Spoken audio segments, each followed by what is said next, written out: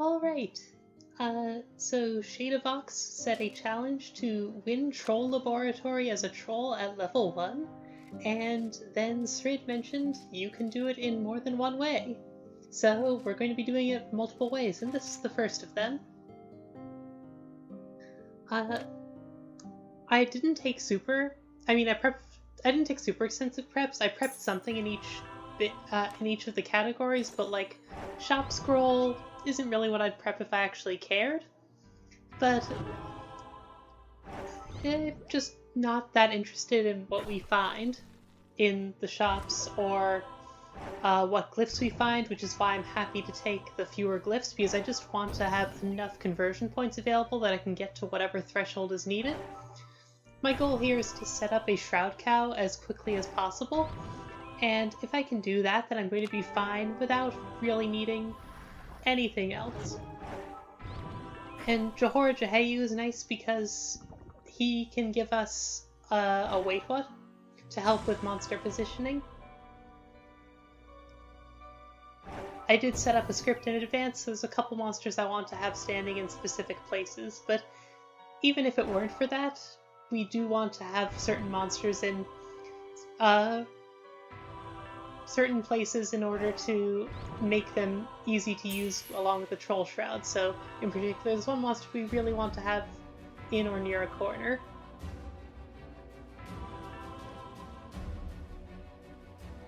I'm converting to Dracul here because Dracul does something very important for me, which is absolutely nothing. We don't need anything else, and Johora Jeheyu is going to keep triggering piety events, and as I learned in the Vicious Gauntlet run, if you build up too many piety events, it starts lagging the game and eventually you risk crashing, so I'm just going to switch to Dracul and not worry about that ever again.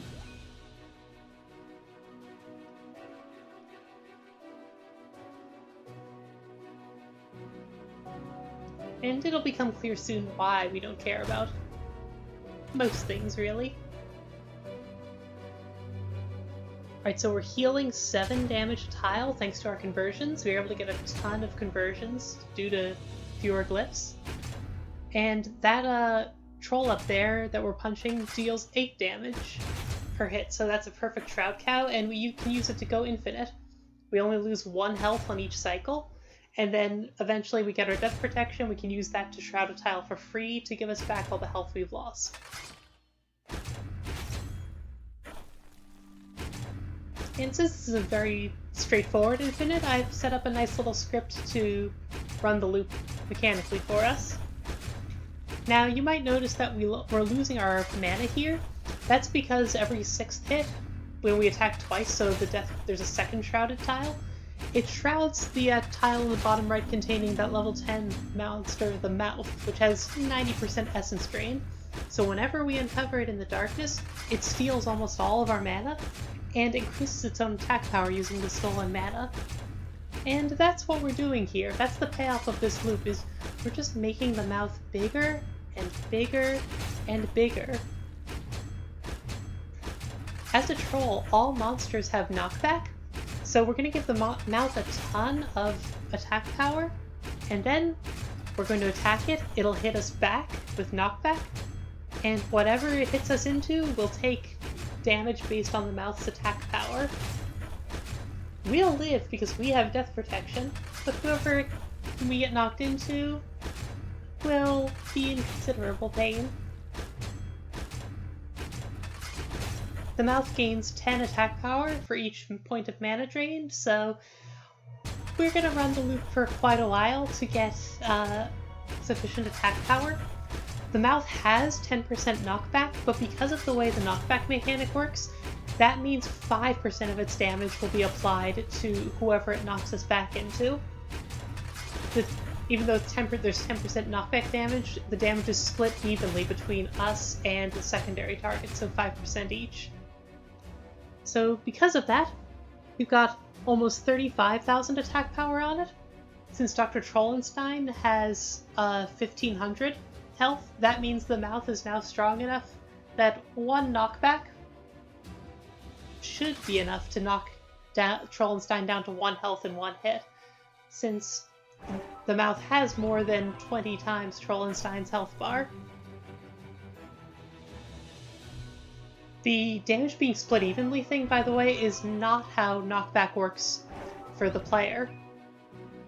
When the player's knockback is used against a monster, the monster only takes like 20% less damage if it's knocked into another monster instead of a wall. If a monster with a non-monster's knockback, it's 50% less instead of 20% less. Just one of those odd asymmetries in the game. So that's why we didn't care about what else we found, because all we really need here is to find the mouth and feed it a ton. And then we won't need to kill the bosses because the mouth is gonna kill them for us, essentially.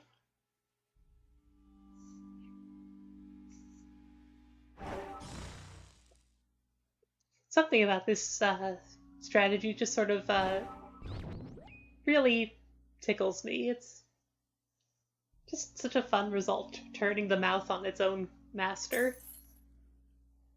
We seem to be having some trouble actually finding Dr. Trollenstein, though.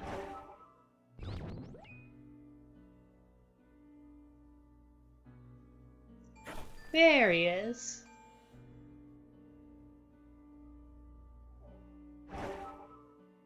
I'm going to trap Trollenstein in this dead end because Trollenstein is cowardly and I don't want him to be able to escape. Set up the mouth in a position where the mouth can knock me into Trollenstein. Get back a bit of mana so that after Trollenstein is knocked down to 1 health, I can wait what? To land the final blow.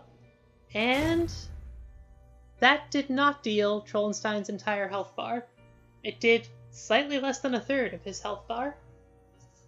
So I did multiple runs of this strategy. In the previous runs, I thought the 5% thing was maybe inaccurate. I thought maybe I just had to build the mouth up to a higher attack power. This is much higher than the previous number I had, and it still dealt exactly the same damage. It turns out there's some weird unwritten damage cap where the indirect damage applied by knockback from one monster to another can't exceed 473, no matter how big the first monster's attack power is. I don't know the specific reason behind this, if there is one. I'm assuming it's something to do with the game being programmed on the assumption that monsters would never have 35,000 attack power, so it would never be relevant. And some sort of maximum variable values or rounding or something like that from there. I don't know, I'm not a programmer. So, taking on Trollenstein directly is unfortunately not quite viable, but the damage we deal is only 3 less than the health of most of these bosses. So what we're going to have the mouth do instead is eat basically all of the bosses one by one. Now we have to use up almost all of our darkness finding Trollenstein, so I have to be very careful in how I get my mana back here. But luckily, our loop is still functional, so I'm not really at risk. I just have to do the loop manually now because I killed the auto-clicker once I was done building up the mouth's mana, thinking that I wouldn't need it again. Knock me into the mind, and once the mind's down to 3 health, it dies in 1 punch. With each boss we kill, Trollenstein loses 250 health, so eventually we'll have killed enough of these bosses that Trollenstein will have a low enough max HP that we'll be able to win despite the weird knockback damage cap.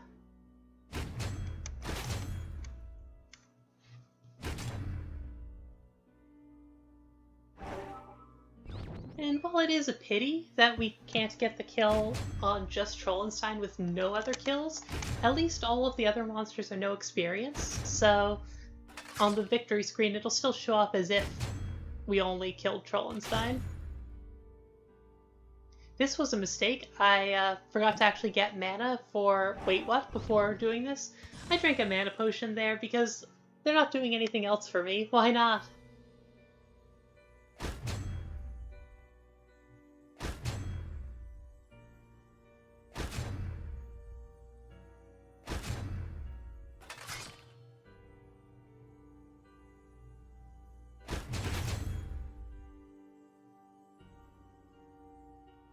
I basically need to cast Wait What twice on each of these cycles.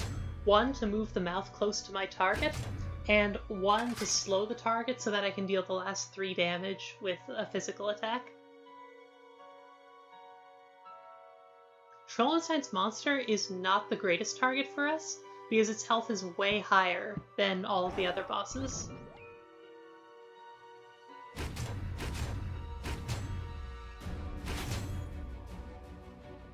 You might be wondering why I wait-whatted that random level 3 troll.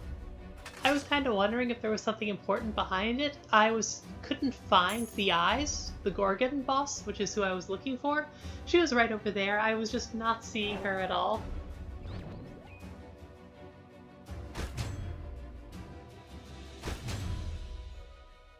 It's easy to do that sometimes, just completely miss something staring you in the face.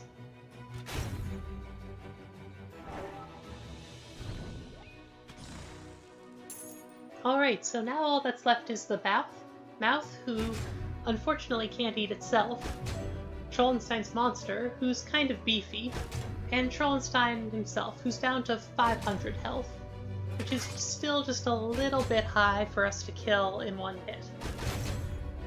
Or even one hit plus a wait what, it would survive with like 20 HP. But that's why we brought Namtar's Ward. I prepared it in advance so that in situations like this, I can pop it after using my first death protection to get a second one, letting the mouth land a second solid hit on Trollenstein, which will be enough to win us the fight.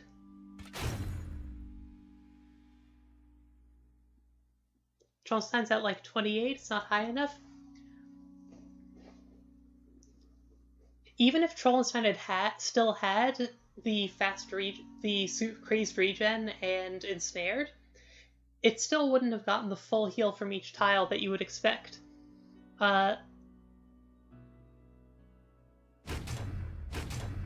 Ensnared doesn't trigger on the indirect hit from being the secondary target of a knockback. That's just how one of those oddities about how knockback works. I end up not using Namtar's Ward here because now that it's lost the super regen thing, I can actually regen fight it. But even if I hadn't done that, if it still had crazed regen, I still had a solution in Namtar's Ward. Alright, so that is the first method.